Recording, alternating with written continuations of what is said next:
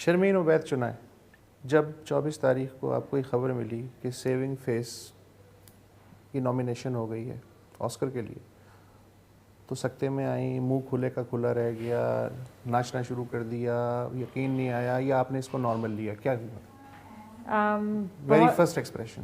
بہت ساری چیخیں نکلیں. اچھا. اور پورا آفس جو تھا وہ ساتھ دیکھ رہا تھا، اینڈ میرے ہسبینڈ بھی آئے ہوئے تھے میرے ساتھ دیکھنے کے لیے. اور کچھ انبلیویبل، جب ہم نے ویب سائٹ ریفریش کرا اور میرا نام آ گیا اس کے اوپر، تو پھر پورا آفس چیخنے لگا، میں خود ہی چیخنے لگی. اور ایک ڈس بلیف تھا کہ یہ ہو سکتا ہے کسی کو پاکستان سے، مگر سب سے امپورٹنٹ چیز تھی کہ ایک بلیف تھا کہ آپ کہیں سے بھی ہیں، آپ اگر اچھا کام آگے پیش کریں گے تو سب اپریشیٹ کریں گے. اور یہ میرا بلیف اس دن اور بھی زیادہ مضبوط ہو گیا.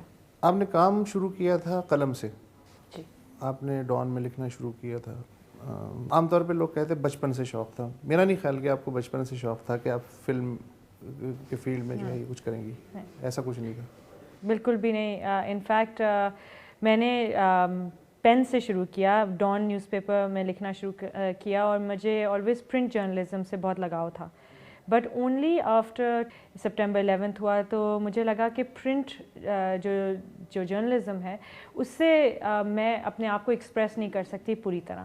مجھے کچھ ویژول ایلیمنٹس استعمال کرنے ہوں گے تاکہ یہاں کی کہانیاں جو پاکستان، افغانستان، یا اس وقت میں اسی ایریا کا سوچ رہی تھی کہ یہاں کی کہانیاں ہم باہر بھجوا سکیں. But over the years I think کہ مجھے ایسا لگا ہے کہ فلم ہی میری کالنگ تھی.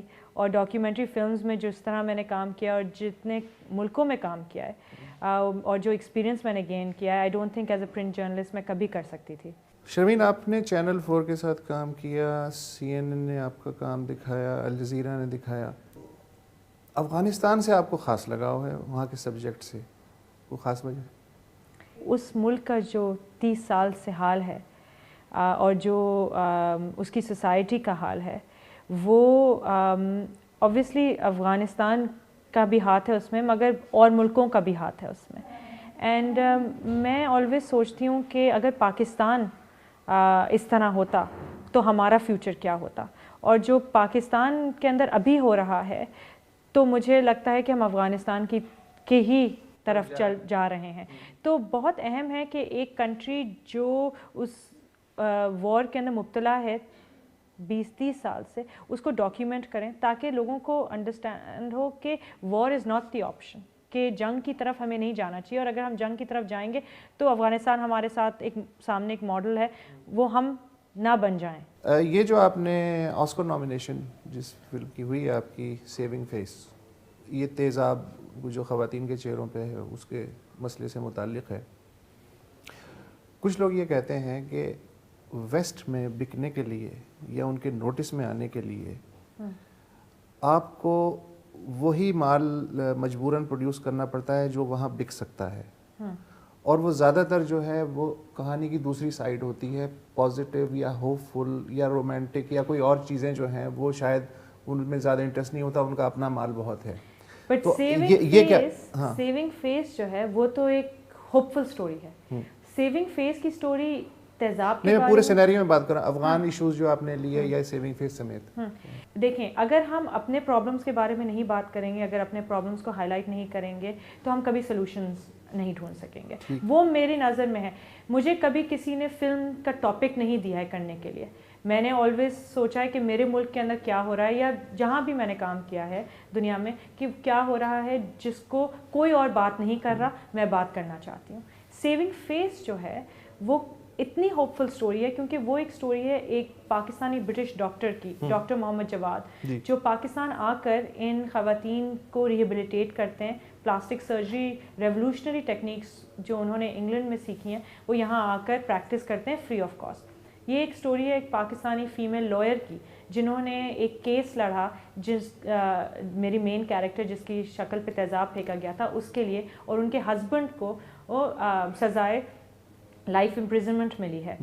اور فیمیل پارلیمنٹیرینز کی جنہوں نے ان کی ٹیسٹیمنی سن کر ایسڈ کرائم پریونشن بل ڈرافٹ کیا اور پارلیمنٹ میں پاس کرایا. تو یہ ایک سٹوری ہے کہ اگر پاکستانی چاہیں تو اپنے سارے مسئلے حل کر سکتے ہیں خود ہی سے, مگر کوآپریشن سے. تو it is really a story of hope.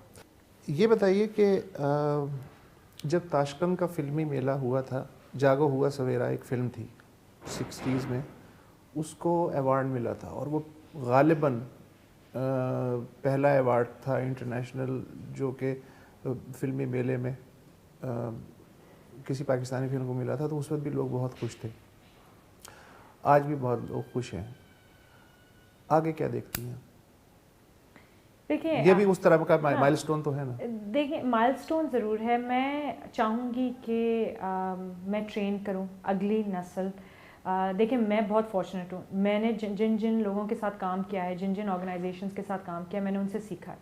اب میری ڈیوٹی بنتی ہے کہ میں پاکستانیوں کو, اگلی نسل کو سکھاؤں وہی جو میں نے سیکھا ہے, تاکہ یہاں ایک ڈاکیومنٹری فلم میکر یا 2 ڈاکیومنٹری فلم میکرز نہیں ہوں, مگر 50-100 ڈاکیومنٹری فلم میکرز ہوں. ہماری ایک کمیونٹی بنے. اگر کمیونٹی بنے گی اور ٹیلنٹ ابھرے گا تو ہم سب اس سے بینیفٹ کریں گے, ہم سب کے لیے بہتر ہوگا وہ. تو وہ میں آگے دیکھ رہی ہوں کہ میرا role as a teacher, as a trainer next generation کو. بہت شکریہ. بہت بہت شکریہ.